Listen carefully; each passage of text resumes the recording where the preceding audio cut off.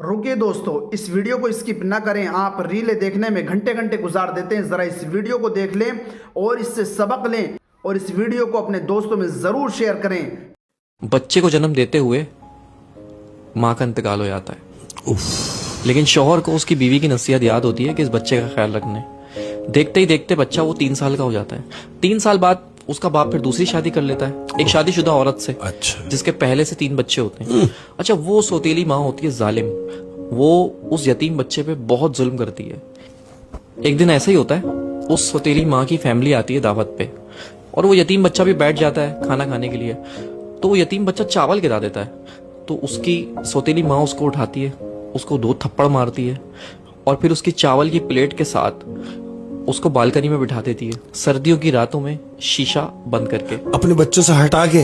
अब शौहर ऑफिस से आता है तो कहती है कि आप बैठे, मैं आपको खाना लगा देती हूँ।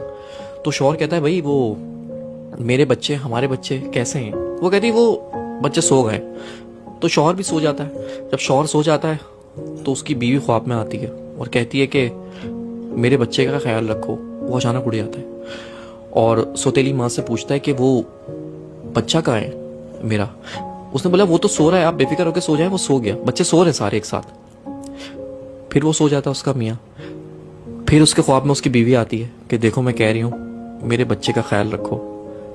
तो फिर उठ जाता है और फिर उससे पूछता है कि वो बच्चा कहाँ है, बच्चे सब खैरियत से हैं? उसने बोला, हाँ तुम्हारा बच्चा सो रहा है। फिर वो सो जाता है। तो फिर तीसरी बार वो बीवी उसके ख्वाब में आती है और कहती है कि अब तुम्हें ख्याल रखने की जरूरत नहीं है क्योंकि मेरा बच्चा मेरे पास आ चुका है।